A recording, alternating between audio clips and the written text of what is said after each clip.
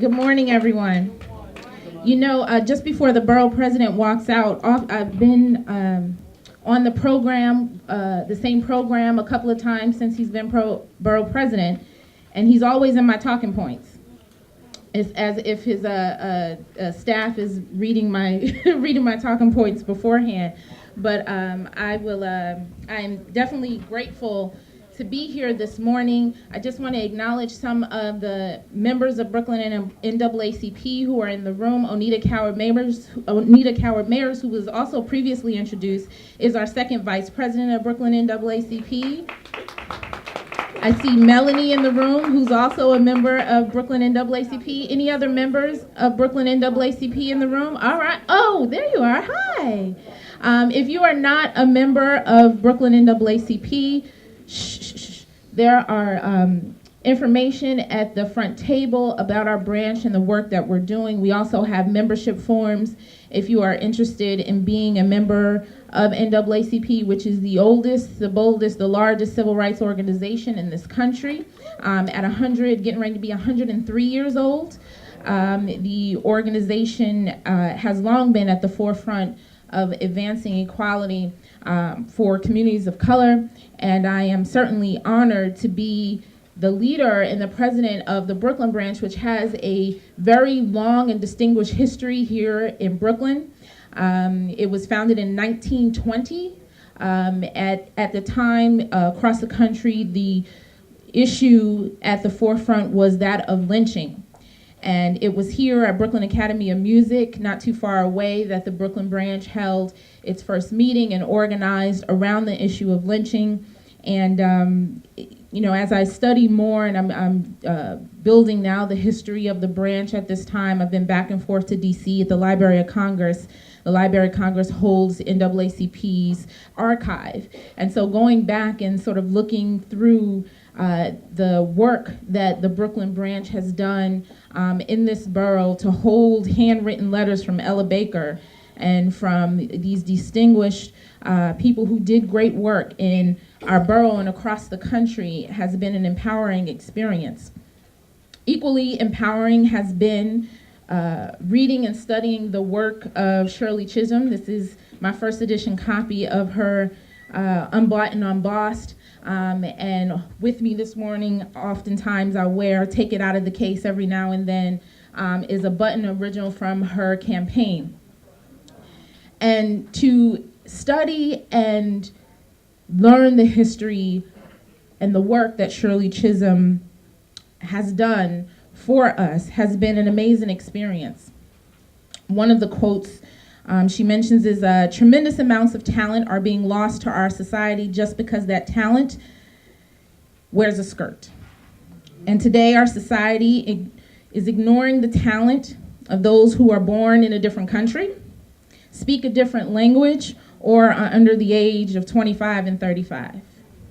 I can tell you I'm 35 years old myself, and throughout my career in organizing and politics and social justice, the amount of amazement that you get from older folks who are amazed that you can speak so well and amazed that you care about your community. We are losing a number of our leaders because they are 15, because they are 12, because their pants may be sagging, because they don't have the opportunities that we have. We are not focusing on them as leaders.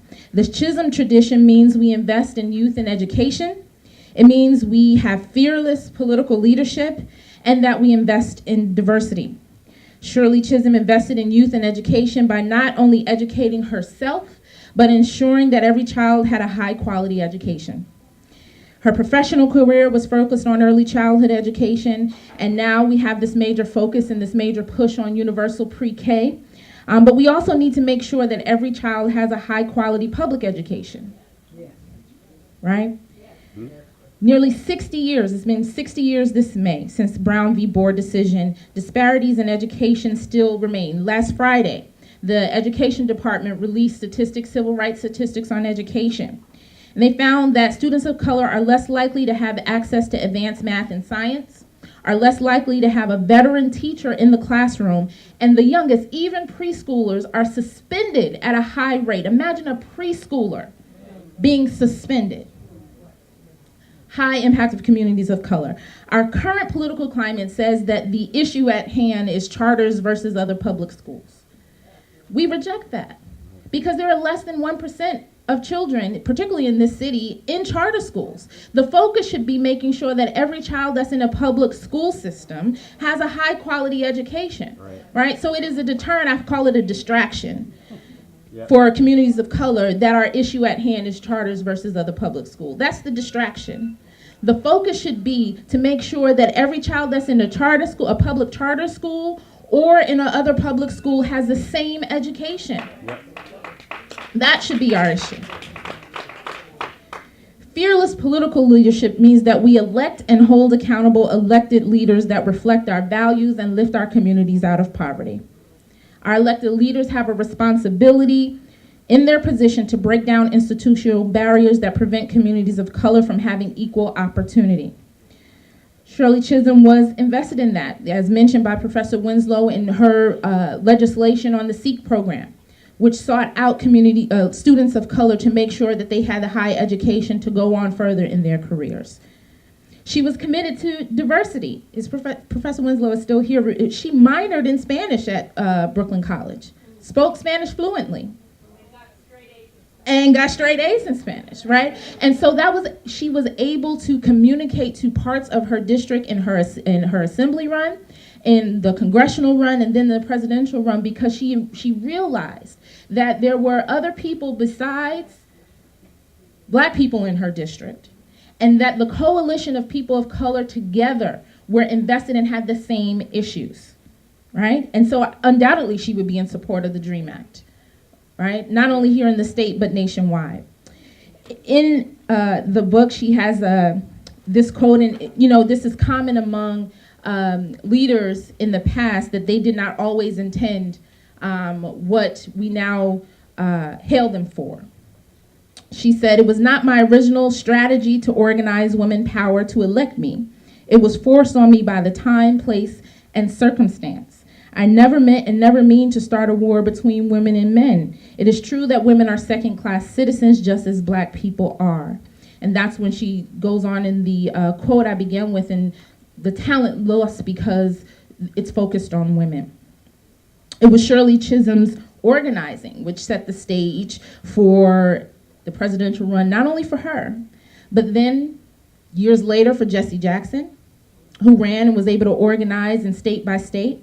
And then later, not only President Obama, but also Hillary Clinton, whether she runs again or not, right? In that organizing she was able to do.